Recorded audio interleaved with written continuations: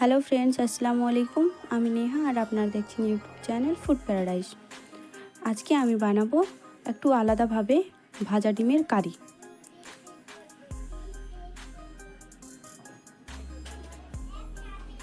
তো চলুন দেখে নিই কীভাবে তৈরি হয়। প্রথমে একটি বাটির মধ্যে ডিমগুলিকে ভেঙে নিয়ে তার মধ্যে সামান্য কাঁচা লঙ্কার কুচি, সামান্য পেঁয়াজ কুচি ও অর্ধেক চামচ লঙ্কার গুঁড়ো ও স্বাদমতো লবণ দিয়ে ভালোভাবে ফেটিয়ে নেব।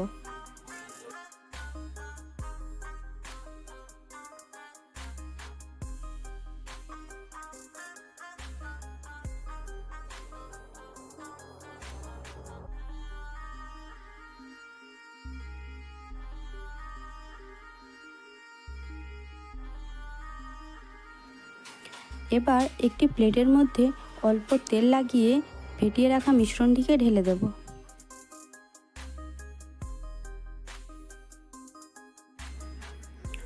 কড়াইতে কিছুটা জল দিয়ে তার মধ্যে স্ট্যান্ড বসিয়ে ডিমের মিশ্রণ ঢেলে রাখা প্লেটটিকে বসিয়ে কিছুক্ষণ ছেড়ে দেব সেদ্ধ হওয়ার জন্য।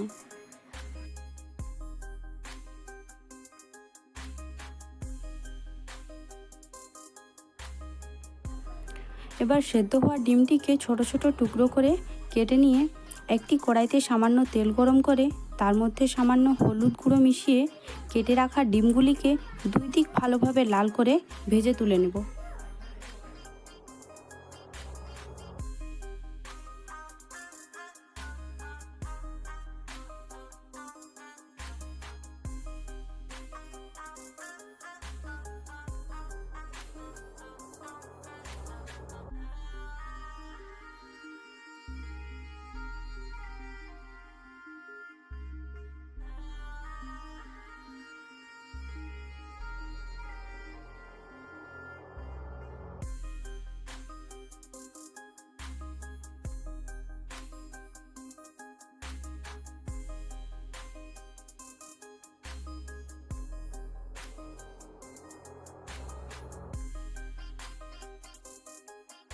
এবার কড়াইতে আরও কিছুটা তেল গরম করে তার মধ্যে ফোড়নে দিয়ে দেব গোটা জিরে, তেজপাতা ও শুকনো লঙ্কার।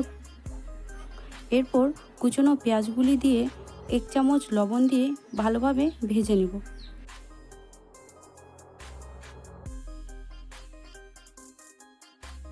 পেঁয়াজটা হালকা ভাজা হয়ে আসলে তার মধ্যে কেটে রাখা টমেটোগুলি অ্যাড করে নেব।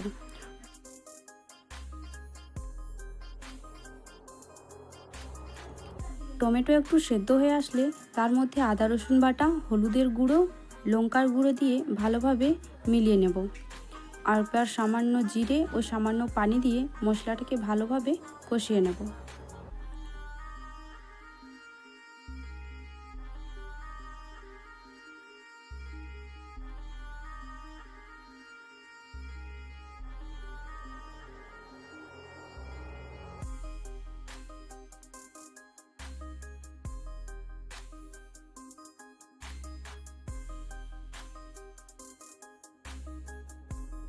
মশলা কষা হয়ে গেলে ওর মধ্যে সামান্য জল অ্যাড করে ফুটিয়ে নেব।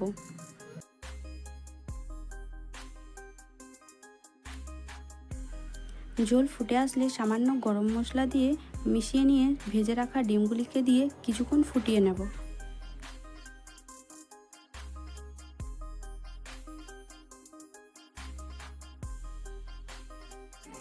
এবার সবশেষে কিছুটা ধনেপাতার কুচি ছিটিয়ে নিয়ে কিছুক্ষণ নাড়াচাড়া করে নামিয়ে নিব।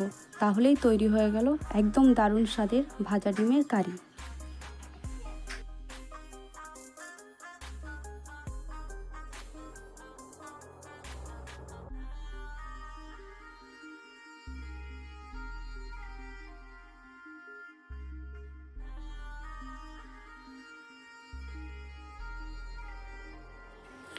ভিডিওটি ভালো লাগলে একটি লাইক অবশ্যই করবেন, আর রেসিপিটি আপনাদের কেমন লাগলো সেটি কমেন্ট করে অবশ্যই জানাবেন।